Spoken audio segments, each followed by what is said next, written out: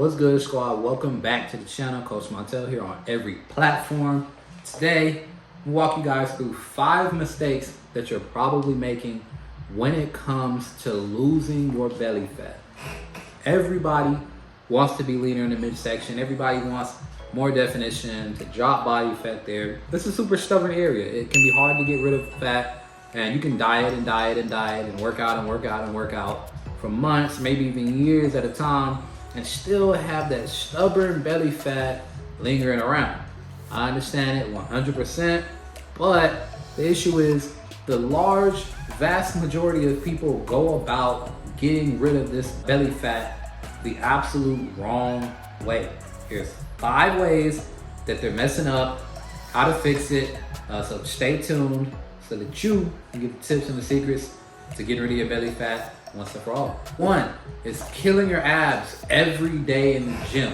Now I know it makes sense if you can, feel the burn in your abs, and it means it's gonna be burning away belly fat, and I actually don't work that way. You can't spot reduce fat in any one area of the body. Will ab workouts help you burn calories and ultimately burn fat? Yes, of course, but there's no need or no reason to have to constantly be doing 1,000 crunches a day or a bunch of planks or whatever it is. Your abs are a muscle just like any other muscle, and it needs recovery. It needs the ability to progressively overload. They need to develop strength as well, just like any other muscle. So you need to train them like any other muscle, especially because training them more and more often will not eliminate the fat if your energy balance isn't in check. 2 is slashing way too many calories. A lot of people's first mindset when it comes to dieting or losing belly fat is, oh, I need to eat less. So they, severely lower their calories, 900, 1,200 calories a day, whatever the case may be. And contrary to popular belief, this actually does not cause starvation mode. Starvation mode, where the mindset has been, if you eat way too little food, your body just holds on to everything. Like, that's not actually what's happening. What happens is you're gonna see your initial bout of weight loss, and it's gonna be mostly muscle, because our body uses muscle for fuel much more efficiently than it does fat. So muscle, you're gonna burn and deteriorate all your muscle first, and then once that happens, your metabolism will drastically decrease. And when your metabolism drastically decreases, now even a severely low amount of calories that you've been eating on a regular basis it now becomes enough to sustain you where you currently are, because you shredded every bit of muscle that you had in the searches of losing belly fat and seeing a weight loss on the scale. And now you've kind of messed yourself up in terms of your metabolism, and that's what's going on in that specific situation. But you want to make sure that you eat enough food to fuel muscle growth. You want to make sure that you eat enough food to burn fat, because it actually takes calories and energy to burn and metabolize fat cells and get rid of them. So you want to make sure that you're prioritizing that and not trying to starve yourself, because all it's going to do is cause health problems like dizziness, dehydration, low energy, everything else under the sun if you're eating severely low calories. So stop it, find a calorie calculator, eat a good amount of food, and lose weight and build muscle at the same time. Number 3 is going after low fat everything.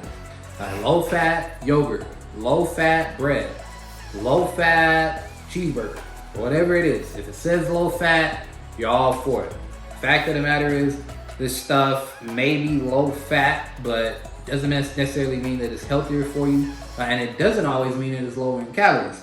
A lot of times, low fat options take away the best part of that particular food source, and if it doesn't do that, then it replaces that part of the food with a lot of sugars, a lot of preservatives, things like that, and it ends up not being healthy for you anyway. But just because it says low fat, then a lot of people jump on it. Don't do that. It really makes no difference. Low fat foods is still really a fad that originated in the 80s, where people kind of came to the conclusion that fat was what made you fat, even though we know now that that's not really the case. And it's really just continued into nutrition today. The nutritional labels and things like that, people still make low fat or no fat options for people that are trying to get healthier, because that's been the perception Fact is, it's not necessary to not eat fat. Our body needs fat. Fat is essential for us, and you don't have to skip it just to lose belly fat. Once again, you just gotta have your energy balance in check. Are you consuming more calories than you're eating? You're gonna gain weight. Are you burning more calories than you're consuming? You're gonna lose weight. And ultimately, if you keep going and stay consistent and build muscle, you're gonna burn belly fat. Before, is skipping out on your resistance or strength training. This one is huge right here. If you guys have followed my channel or me anywhere for any length of time, you know how important it is and how big I stress building lean muscle. Man, woman, weight loss goal, weight gain goal, athletic goals, whatever it is. Having a solid foundation of lean muscle is the key to keeping your metabolism high. When you can keep your metabolism high, you can naturally burn more body fat, which ultimately means burning more belly fat as a result. So stop skipping out on your resistance training. Stop running yourself into the ground every single day just because that feels like what's losing the weight for you. I know it makes sense. I understand the psychology behind every single one of these attempts or these points that I've been making. It feels like you burn more fat when you run.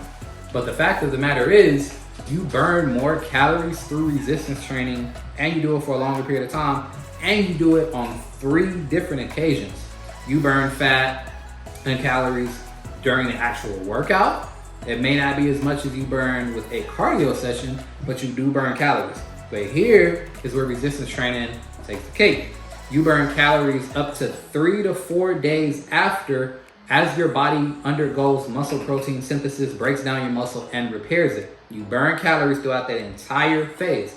And then here, once you've built a new added layer of muscle, your body burns more calories because you now have more muscle in your body. You burn calories on 3 occasions, resistance training, or as for cardio, you can run yourself to death. You can run for 2.5 hours, 3 hours, burn 500 calories, and you will never burn another calorie from that specific workout ever again. Ever again.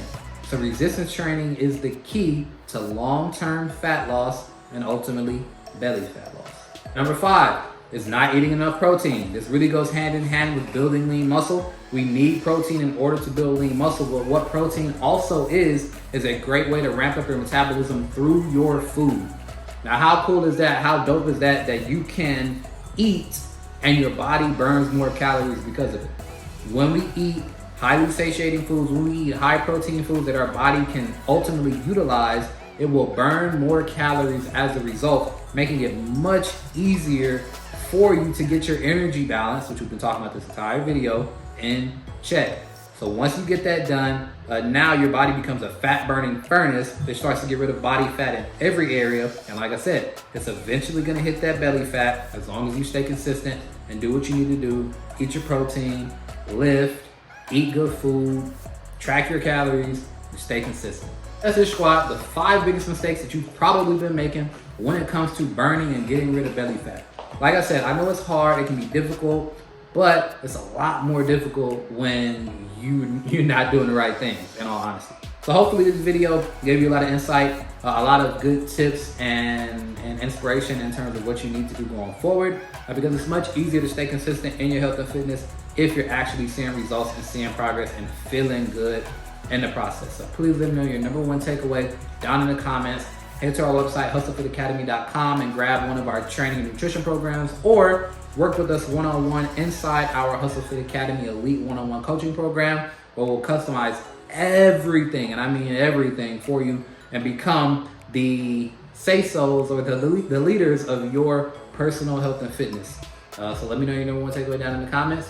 Subscribe and turn notifications on so that you don't miss anything. I'll talk to you soon.